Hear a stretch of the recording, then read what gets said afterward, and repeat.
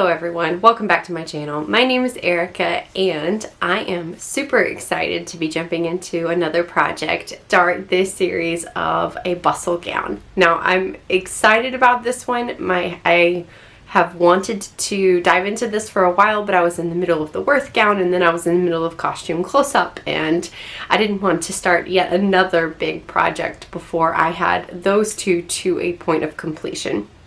Obviously, I have not done the evening bodice for the Worth gown, but it's still to a point of completion. I will readdress that at a future time. I needed a break from that one.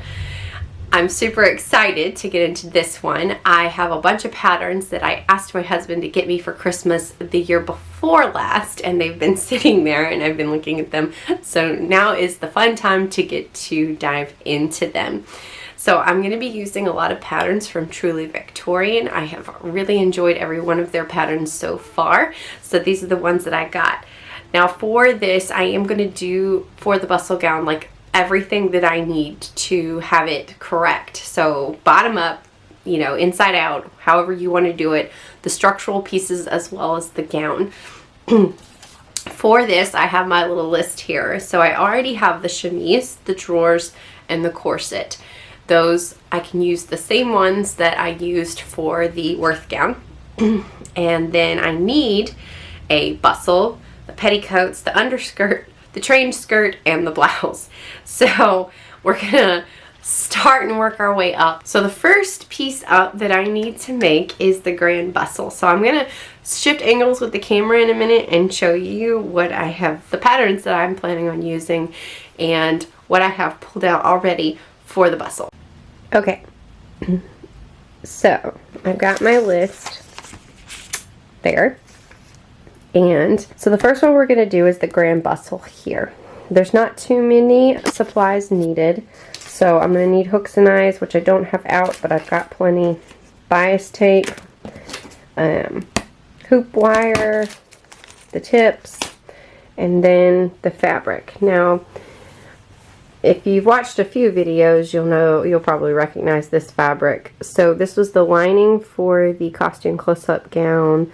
This was the, oh, I know I've used it a couple of times. I've used it for mock-ups as well. I have a lot of it, and I like the weight of it. It isn't my favorite color, but this is the bustle, so it's going to be under everything, so I don't care for that one. This is also the petticoat that I'm going to be doing. That I have a lot of white cotton for, that I'm going to use for that, and lace. Then we have the underskirt. I have an idea of what the fabrics I'm going to be doing for that. This portion, I'm probably going to do this one, will be decorative, and this, honestly, I don't know, will be one that I don't care about as much because, again, it won't be seen. I mean, I know the petticoat won't be seen too, but I really want the petticoat to be like lacy and frilly. I don't know. We'll see on that one. I believe this is the one I wrote down that I'm going to do. I have several. We'll see here. 208, yeah, this one. And then I'm going to pair that with one of these styles of the carriage blouse. So this is the big project. Okay, so based off of the sizing, it says choose the size according to your hip measurement. My hip measurement is 38, which puts me squarely in the medium, which surprises me 0. I've been pretty much a medium for most of my life. Alright, so I've got the pattern cut out, so I know I need the medium. The other thing I need to figure out is whether or not I need to lengthen or shorten it. So I'll do those measurements and then come back. Okay, so it says the finished garment length in the front is 37 inches, and the hem should end approximately 4 to 8 inches from the floor. So I've got my tape measure here, and I'm going to hold it up. If it said do it off my hips, we'll see. I don't know. Okay. If it's off my hips, then it's like, it might be a little too long. Because it's more like 2 to 3 inches from the floor. But if it's, no, I moved it up on my hip a little bit. I think it's pretty close. I might have to pull it up a little bit, but I think it's pretty close. We're going to go with it because it said 3 to 4 inches, and at the top of my hip, it's resting on top of my nice fluffy slipper. So that's like closer to 4 inches. I'll measure it in a second. It's close. Okay, so yes, the top of my slipper is like almost dead on 4 inches. So I'm just going to leave it as is for now, and if I need to take any more off, I will. So the next thing is to lay out the fabric and cut all the pieces out. They are cut. So I have two of, well, one on the fold of the back, front 4 pieces, 2 at this length and 2 at that length. I've got the back brace, I've got the waistband, and I've got the 7 of the ruffles. So yay! Okay, so I have all of the bone channels marked how they said for all the pieces. So channels 1, 2, 3, 4, and 5, and then 5 is here and here as well. Those are all on the right sides of the fabric, and then boning channel 7 is on the wrong side of the back. So this is the front, the side front, and the back, and then there's the smaller pieces over there. So the next thing is to sew all the 4 of the front pieces together, starting with the center front, and that one it says leave an 8-inch gap here, not sewn. So that is what I'm going to do next. I turn this, put right sides together, which is why this channel is very light because it's marked on the other side, and then I'll be sewing it to these pieces. So that's what is next.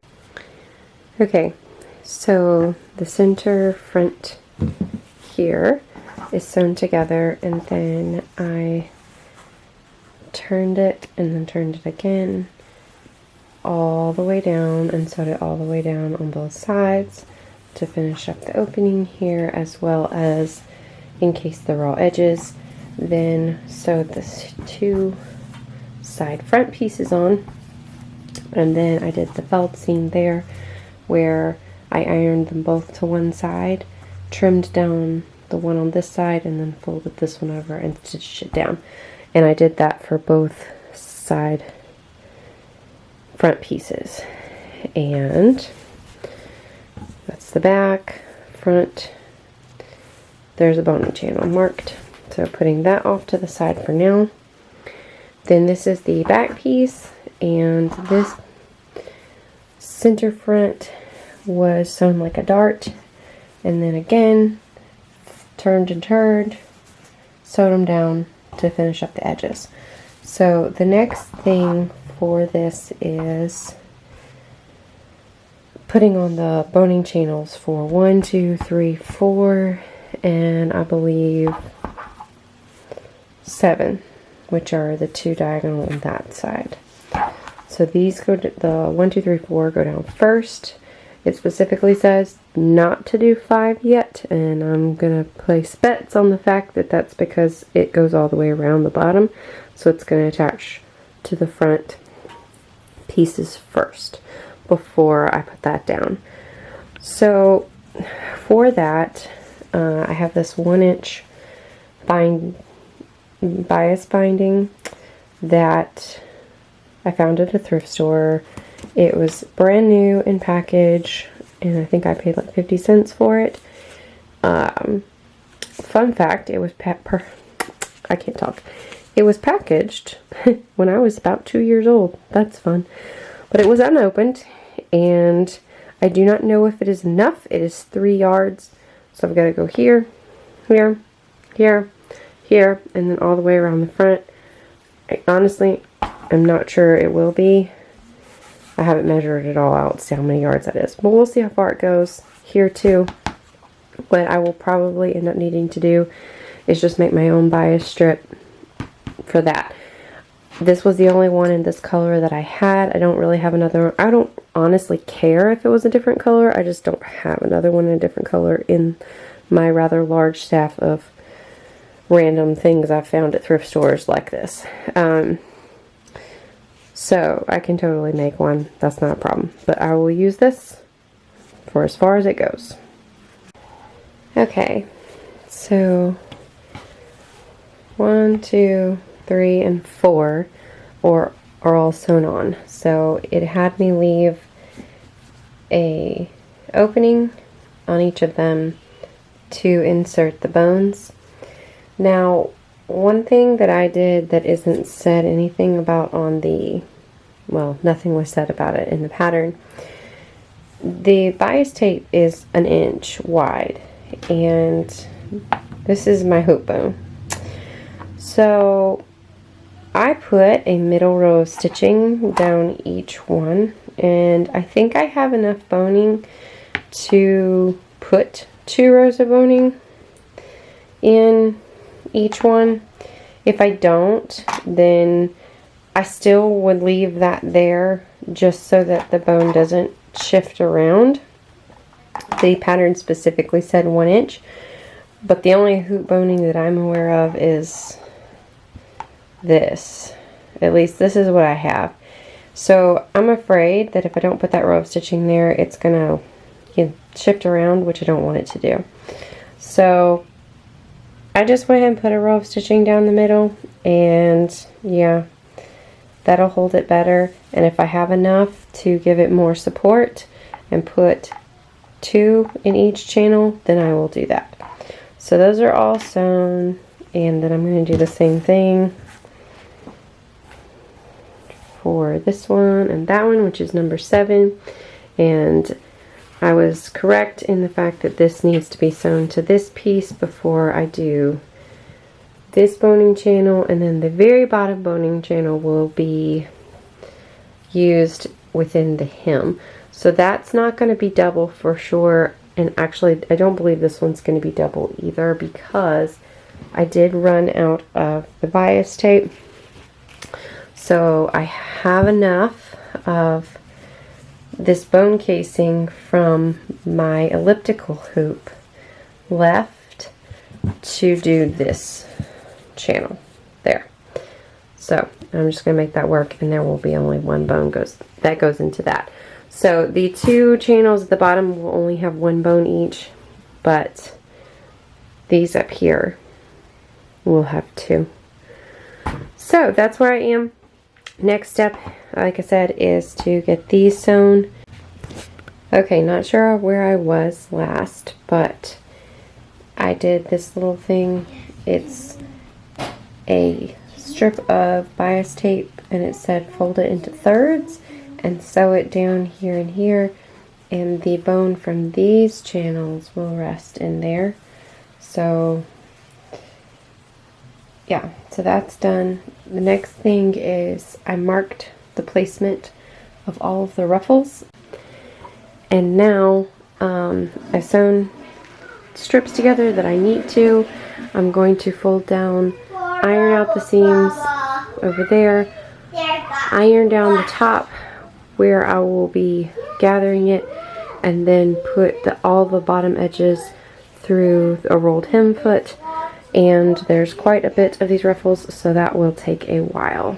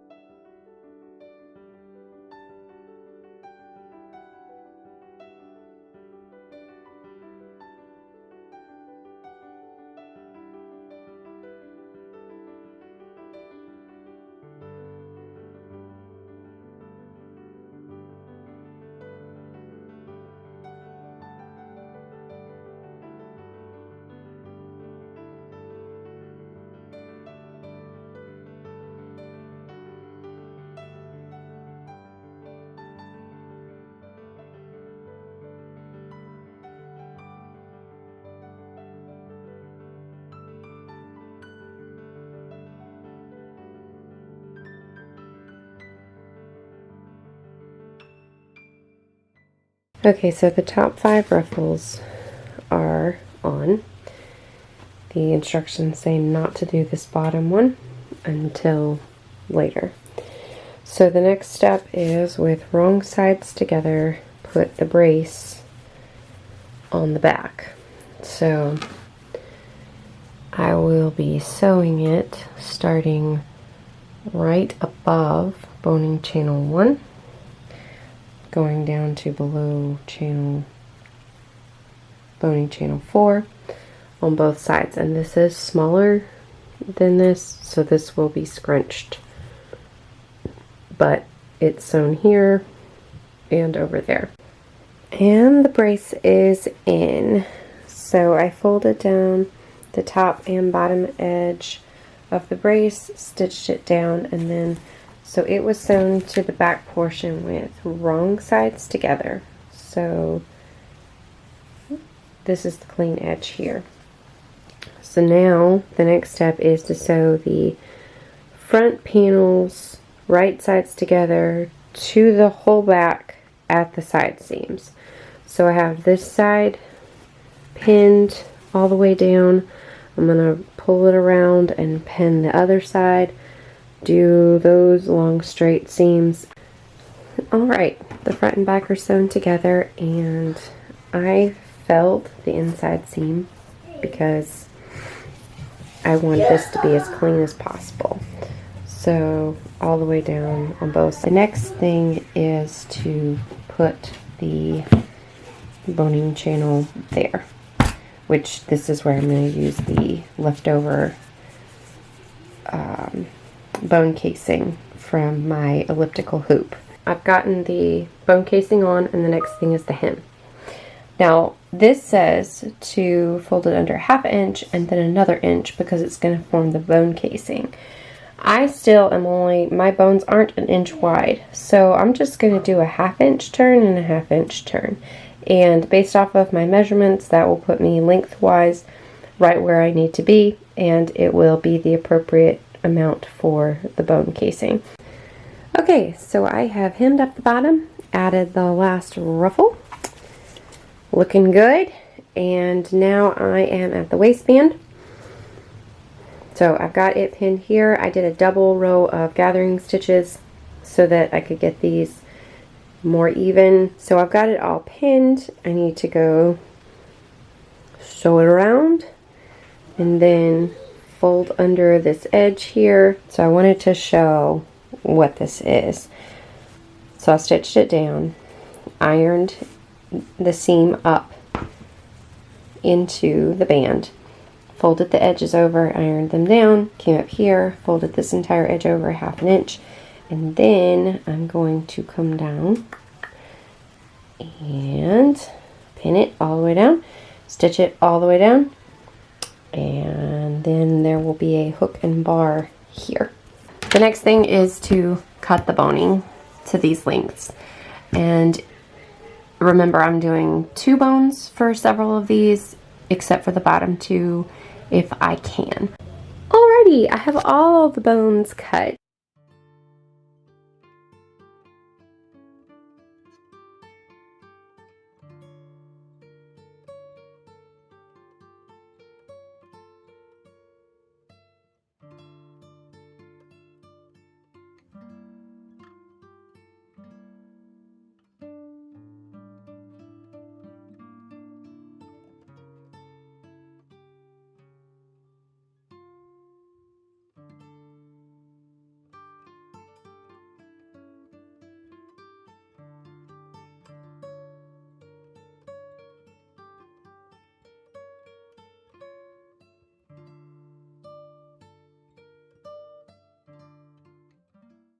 Here is the bustle, ready to go. It's done. I actually really love how light it is. This is an extremely lightweight fabric, and I love that it's not super heavy and it won't be adding a whole bunch of weight. Here she is on my dress form. and don't mind it won't stand up straight. She leans. But there's the back. I love Ruffles. They can literally make any fabric look good. This is not my favorite color, but the Ruffles are great. So my 2 bones worked, so you can see one of them, this is the one on the inside, and there is 2 of them, and my 2 boning channels worked. So those are there. There's 2 there. There's 2 there. There's 2 there. I don't think there's any there. I think it's under the bottom ruffle is the last 2. So there she is. Side view. It's pulling down some, but it didn't pull down quite that bad on me, but I don't have the corset on this thing, so it's fine. And front view.